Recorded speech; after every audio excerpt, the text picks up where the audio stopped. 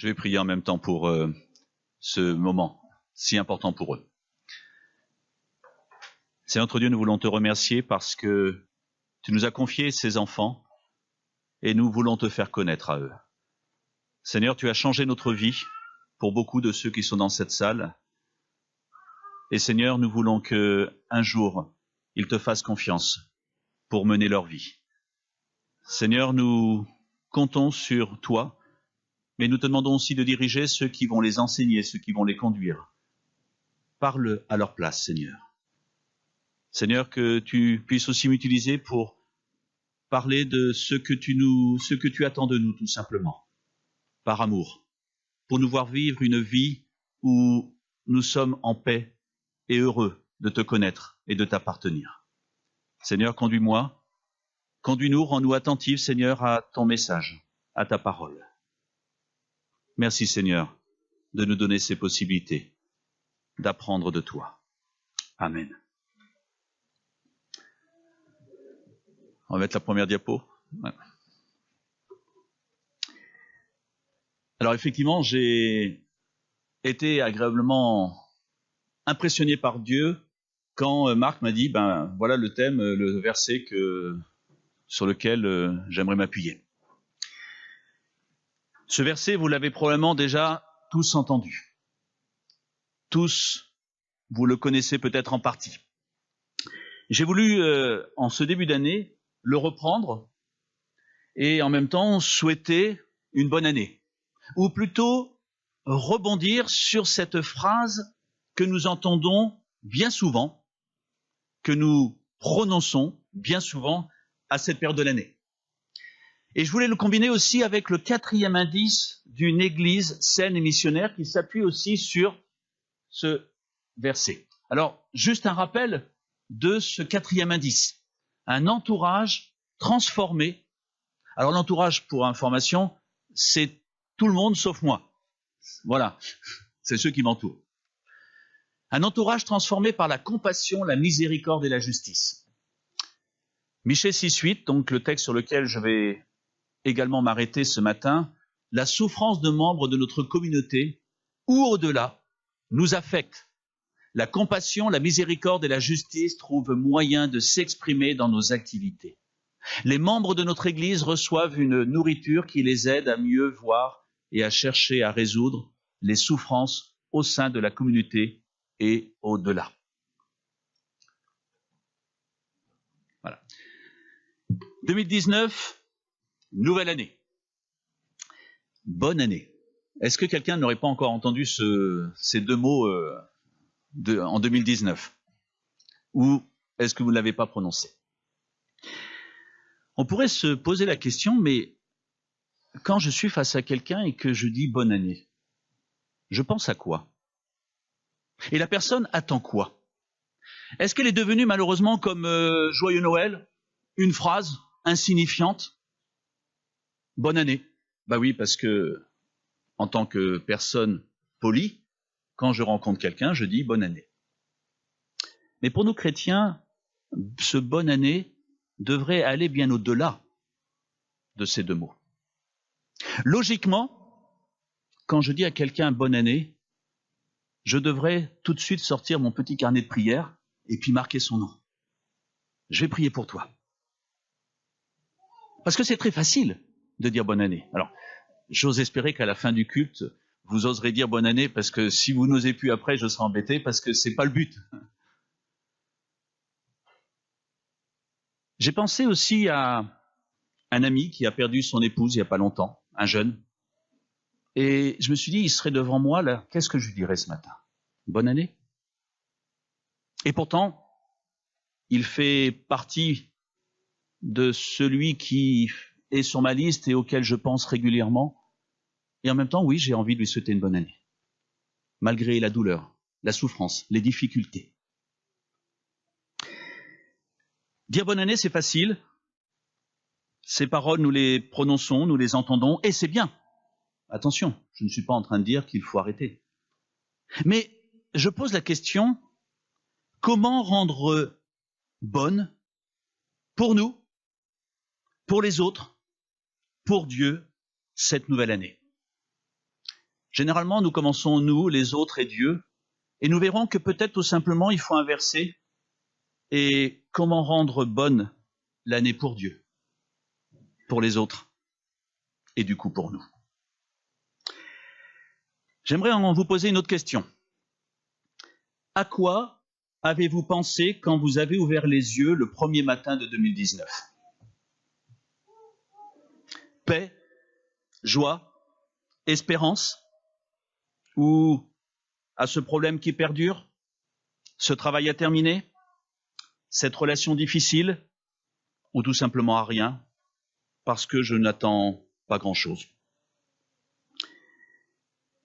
2019, nouvelle année. Et si Dieu avait un projet pour chacun de nous et pour son Église ? Est-ce que vous le croyez ? Est-ce que vous le croyez ? Est-ce que vous le croyez ? Est-ce que je crois que la volonté de Dieu pour moi est de m'épanouir encore plus avec lui ? Est-ce que je crois que Dieu veut faire de belles choses avec son Église ? Est-ce que je crois que Dieu ne se satisfait pas de cette vie médiocre que je pense avoir ? Est-ce que je crois que Dieu veut faire de moi un vainqueur ? Et tout cela, malgré les difficultés qui seront présentes en 2019. Parce que tout ce que je viens de dire, c'est la volonté de Dieu à mon égard. Et il a tout accompli pour que cela soit possible. Alors, est-ce que j'imagine que 2019 pourrait peut-être être différent si j'avais une manière différente de concevoir ce que Dieu attend de moi. Imaginons ensemble les bonnes résolutions que nous pourrions prendre en relation avec la volonté de Dieu. La prière du Notre Père nous rappelle que ta volonté soit faite. Mais je me dis que, est-ce que nous avons toujours envie que sa volonté soit faite dans nos vies ? Peut-être avons-nous peur de sa volonté, parce qu'elle ne correspond pas à ce que moi je souhaite. Tout au long de la parole de Dieu, nous voyons ce refrain qui revient constamment. « Éternel, fais-moi connaître tes voies, enseigne-moi tes sentiers, conduis-moi dans ta vérité et instruis-moi, car tu es le Dieu de mon salut. Tu es toujours mon espérance. Tu es toujours mon espérance. » Psaume 25. Jérémie 42. « Et que l'Éternel ton Dieu nous montre le chemin que nous devons suivre et ce que nous avons à faire. » Psaume 40. « Je prends plaisir à faire ta volonté, mon Dieu. » Et si c'était l'état d'esprit que nous choisissions pour 2019 ?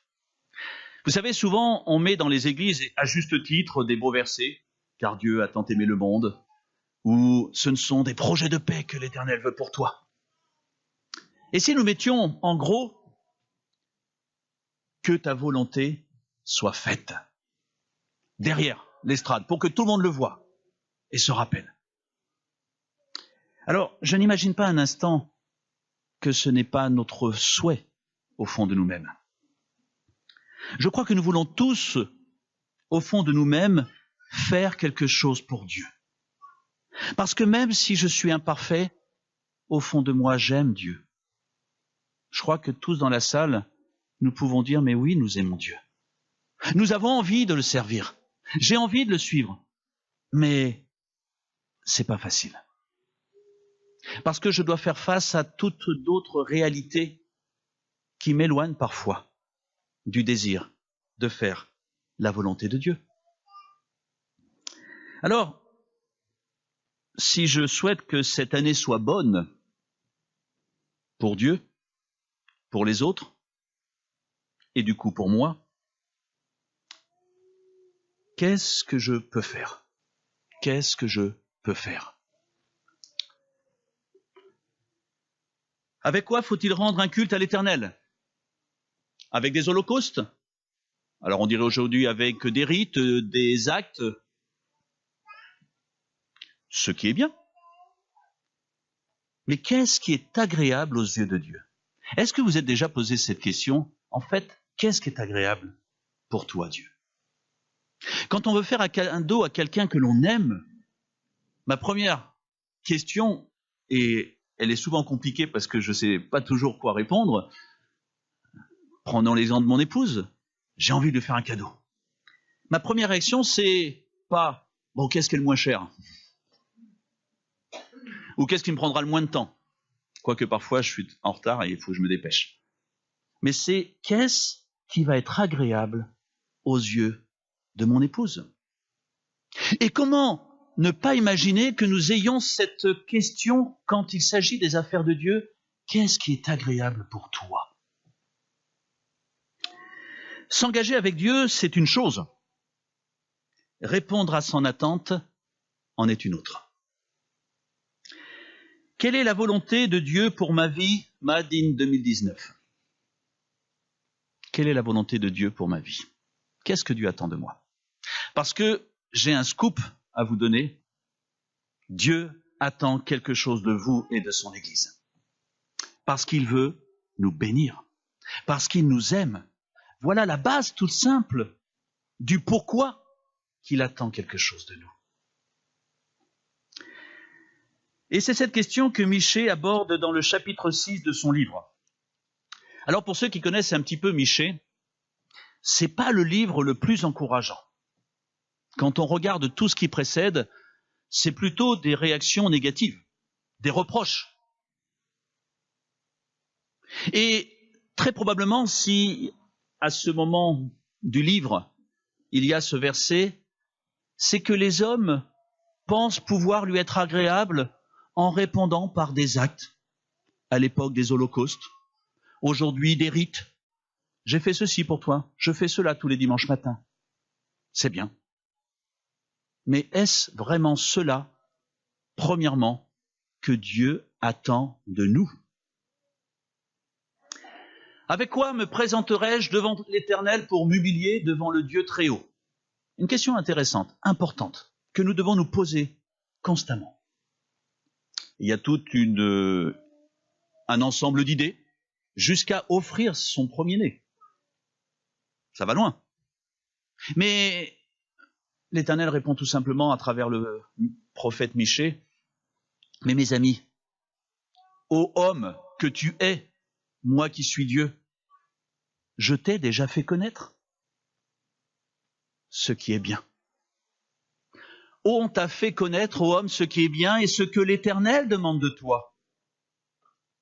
C'est que tu pratiques la justice, que tu aimes la miséricorde et que tu marches humblement avec ton Dieu. » Voilà ce que Dieu attend de nous.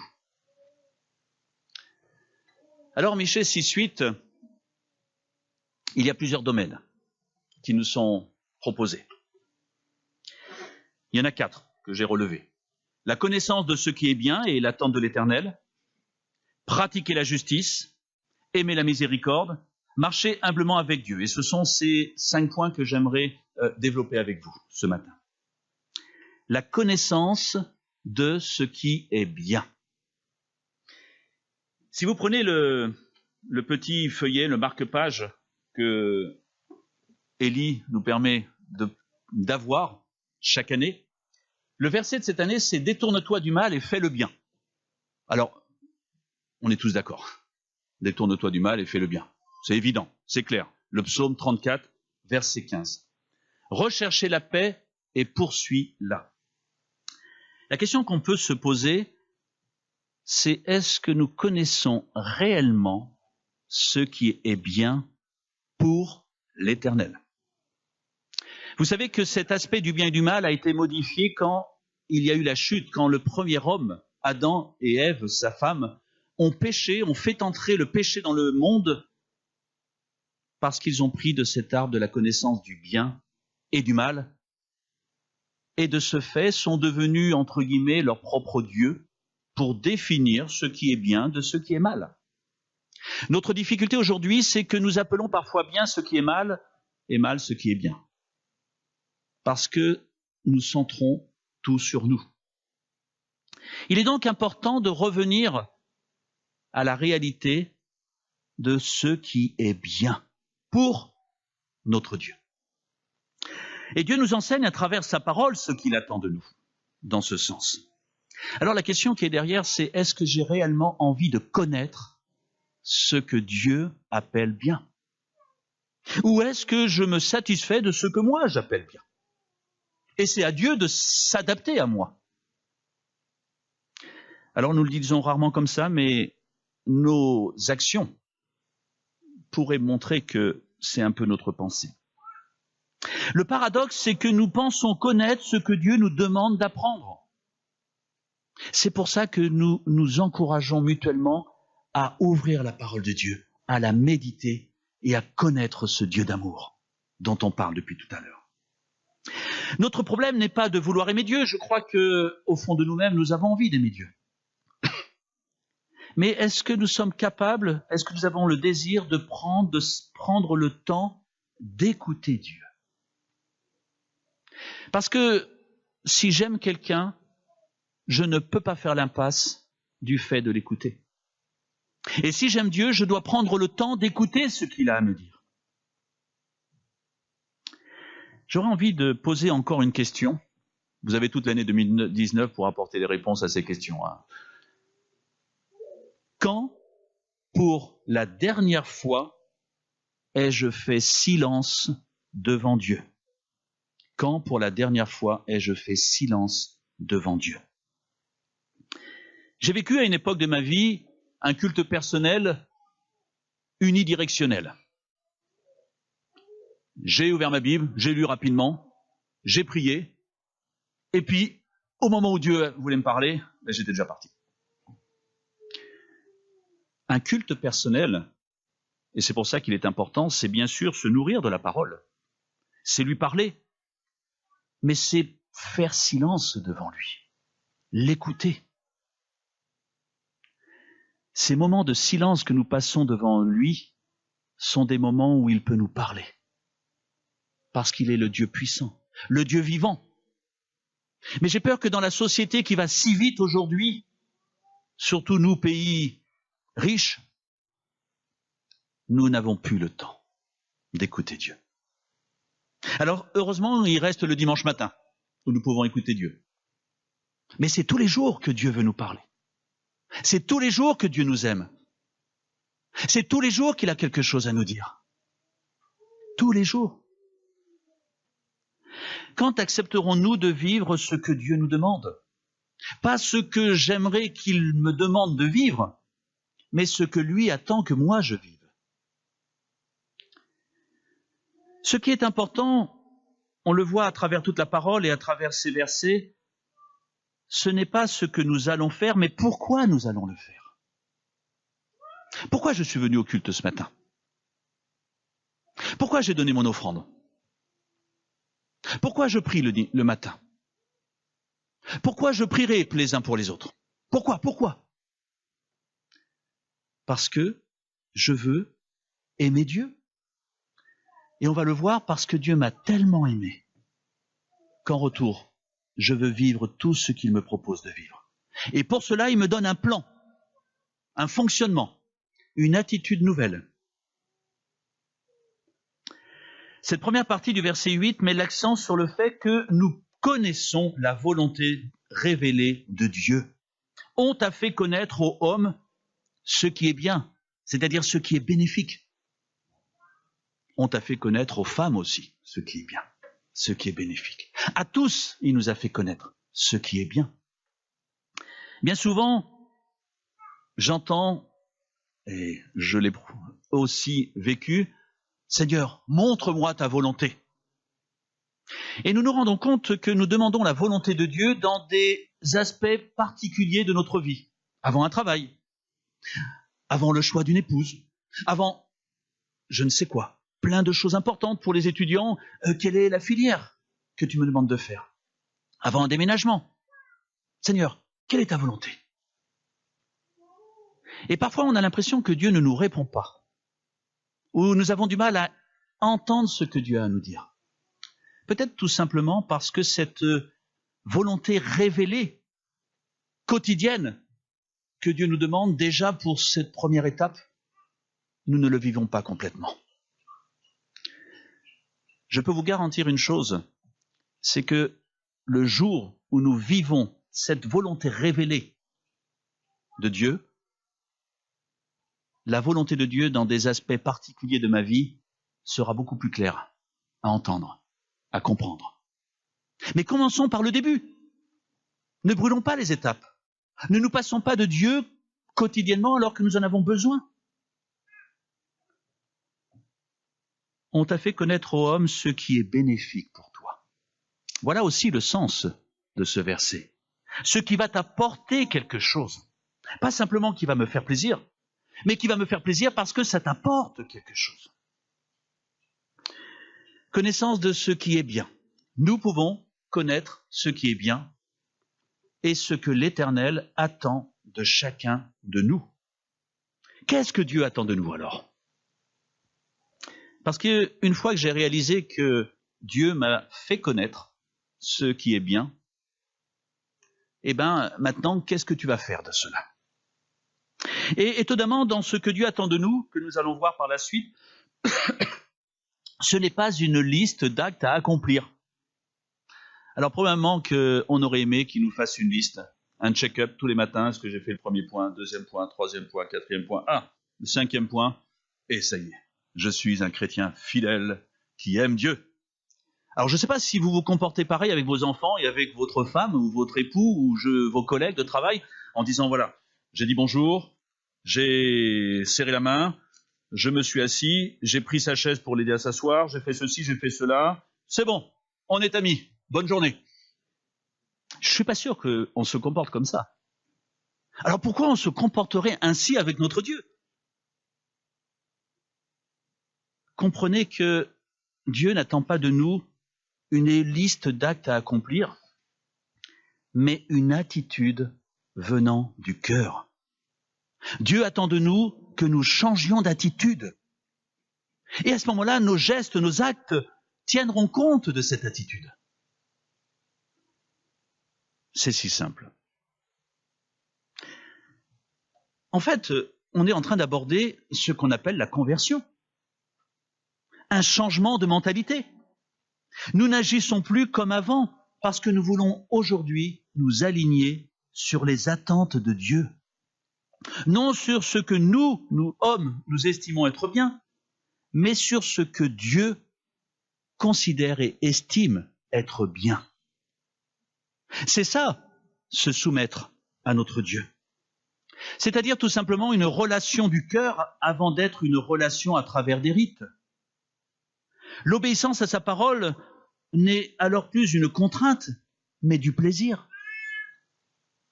Je suis heureux de venir au culte. Je suis heureux de commencer la journée avec lui.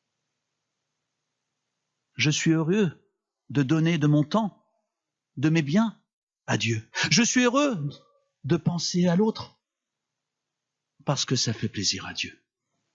Et parce que je sais qu'à travers cela, je vais en retirer aussi une bénédiction. Une relation du cœur. On t'a fait connaître, ô homme, ce qui est bien. L'attente de l'Éternel se résume en 3 principes qui sont liés en fait entre eux quand on y réfléchit. Pratiquer la justice, c'est une manière d'aimer la miséricorde, qui est elle-même un aspect d'une marche humble avec notre Dieu. Tout se suit.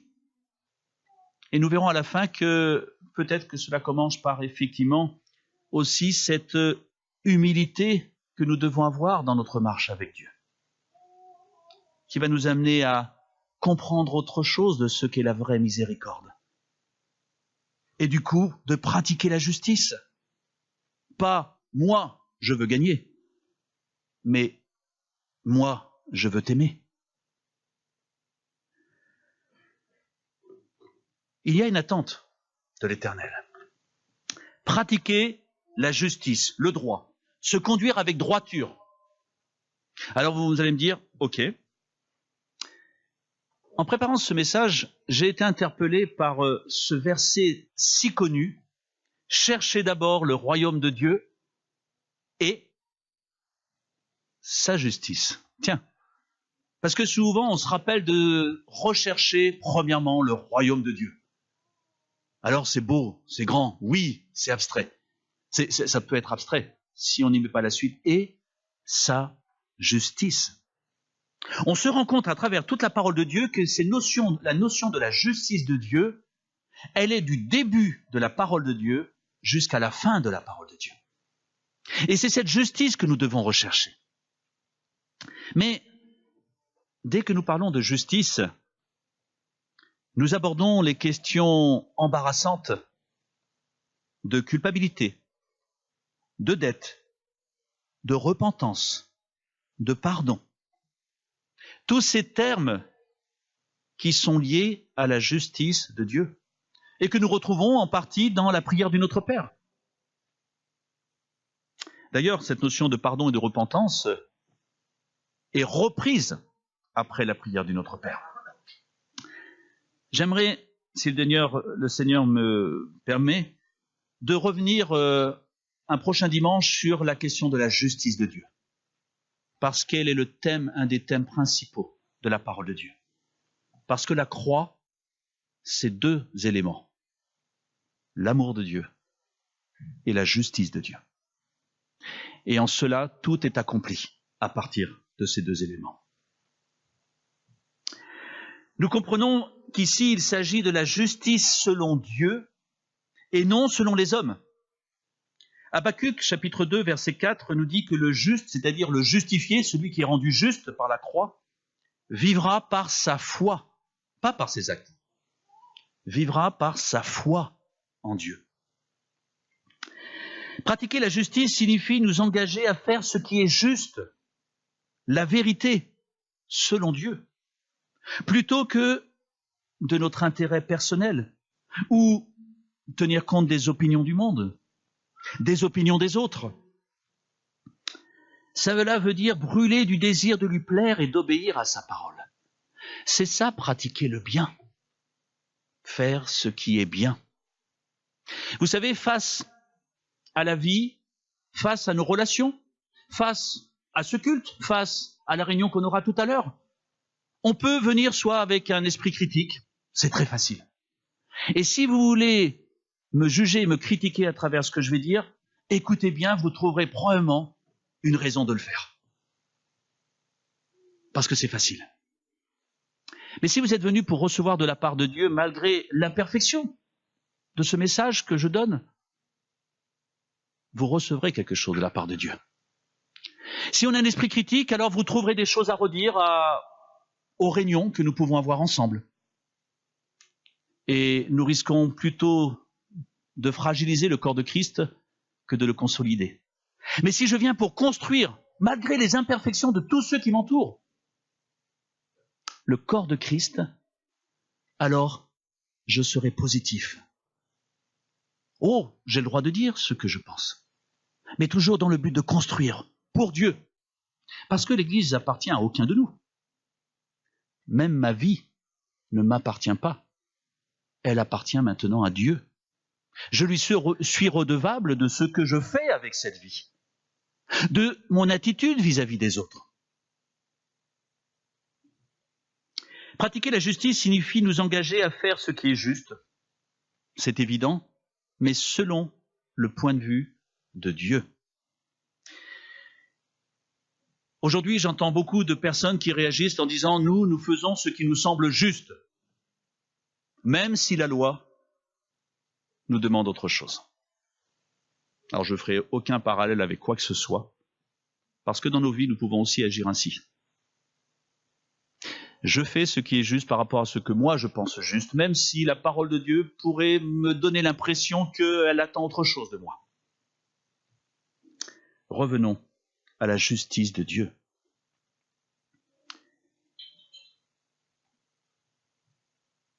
Cette injonction du prophète Michée peut nous laisser perplexes. Pratique la justice.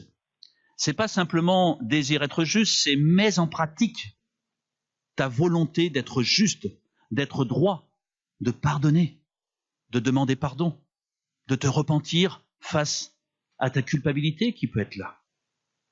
Mais n'oublie jamais une chose, et c'est ça la justice de Dieu qui est incroyable, c'est que la croix nous permet de ne plus nous sentir coupables devant Dieu une fois que je lui ai demandé pardon. Ah, il y a peut-être des choses à régler avec d'autres, ok. Mais vis-à-vis de Dieu, ne vivons pas dans une culpabilité qui, parfois, abîme notre vie de tous les jours. Quand j'ai demandé humblement pardon devant Dieu, il m'a pardonné. Je suis une nouvelle créature. Ce péché, ce passé n'a plus d'influence sur ma vie parce que Dieu est mort sur la croix pour moi. Et c'est suffisant. La justice de Dieu traverse les Écritures et trouve son accomplissement dans la mort et la résurrection de Jésus, ce qui nous permet d'échapper à une condamnation éternelle. Mais encore faut-il se mettre en règle devant Dieu et constamment revenir au pied de la croix. Ne vivez pas avec quelque chose du passé qui tourmente votre vie. Ne vivez pas avec cette relation qui n'est peut-être pas réglée et qui, excusez-moi d'employer un mot un peu cru, qui pourrit votre vie. Remettez au pied de la croix. Pardonnez à celui qui vous a fait du mal. Demandez pardon à qui vous avez fait du mal. Et vous vous sentirez libéré, délivré.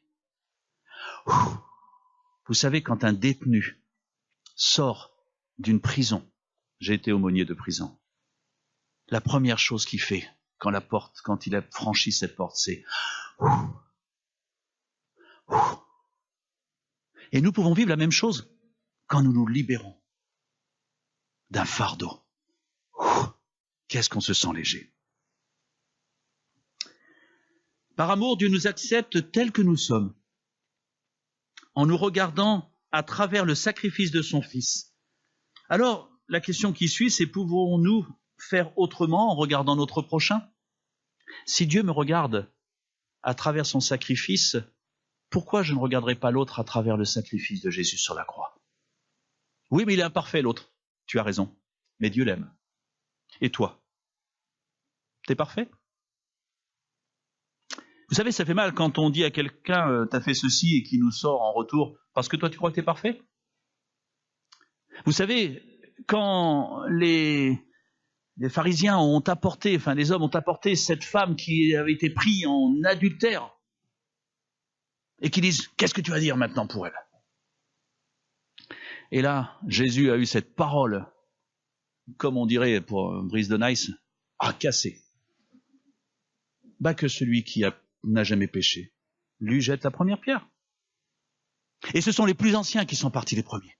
Et tout le monde a suivi. Pratiquer la justice de Dieu, c'est reconnaître que nous avons été aimés, que nous sommes toujours aimés, que nous avons été justifiés par Dieu. Malgré nos fautes, se rappeler qu'un autre a porté ma souffrance, celle que je méritais de vivre avec, Christ l'a portée sur la croix à ma place. Pratiquer la justice, c'est aimer, aider, ne pas juger, pardonner, encourager. C'est avoir la même attitude envers les autres que celle que Dieu a eue envers moi. Il m'aime. Heureusement que les autres n'agissent pas, que Dieu n'agit pas envers moi comme parfois moi j'agis envers les autres. Parce que je ne serai pas là. Je n'aurai pas cette espérance. Pratiquer la justice nous conduit automatiquement à aimer la miséricorde. Cette justice m'amène à regarder l'autre autrement, me conduit à l'aimer, à me soucier de lui sans jugement, m'amenant même à pardonner en reconnaissant de ce que Dieu a fait pour moi, de sa fidélité. Oh, ta fidélité. J'aime ce chant parce que ça me rappelle constamment que quand je me lève le matin, c'est par la grâce de Dieu que je peux le regarder en face et lui dire merci, parce que tu es fidèle. Et c'est pour ça qu'en 2019, je peux m'appuyer sur lui parce qu'on a encore ce Dieu fidèle à nos côtés. Oh, ta fidélité, Seigneur, qu'elle est belle, qu'elle est grande. En rapport avec ce que Dieu a fait pour moi, il peut alors m'aider à le faire pour d'autres. Parce que voilà le nœud du problème, en apparence. C'est que tout ce que je suis en train de dire, je peux me dire, mais je ne vais pas y arriver. Je ne suis pas capable. Réjouis-toi. Parce que Dieu, en envoyant son Fils sur la croix, t'a rendu capable d'accomplir ce que Dieu te demande. Parce que par son esprit, Jean 14, il dit « Je ne te laisse pas orphelin.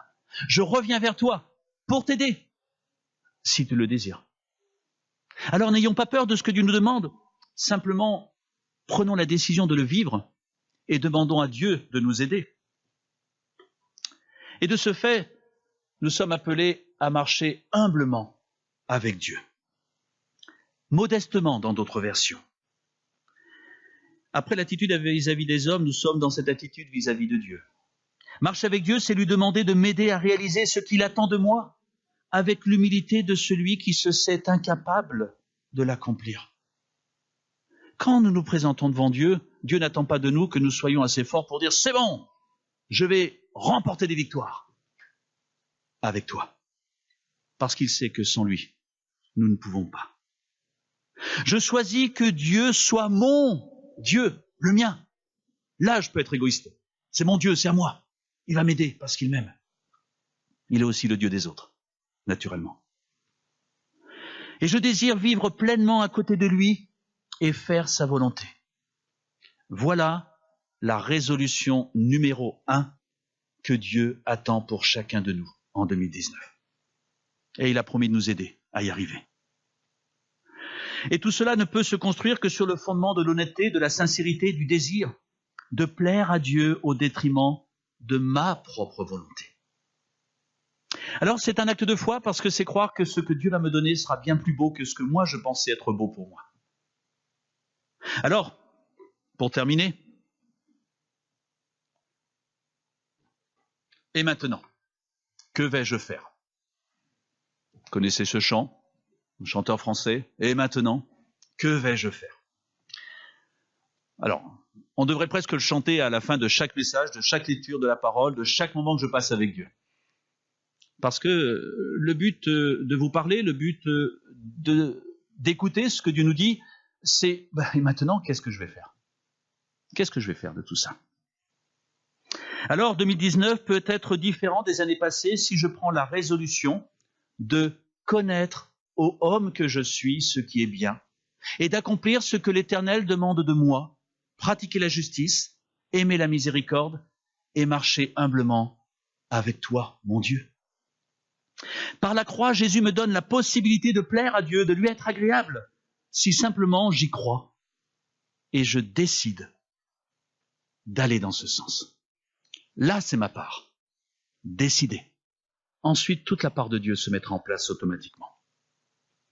Chaque matin en 2019, je prends la décision de réaffirmer ce choix devant Dieu et je peux être assuré de sa présence.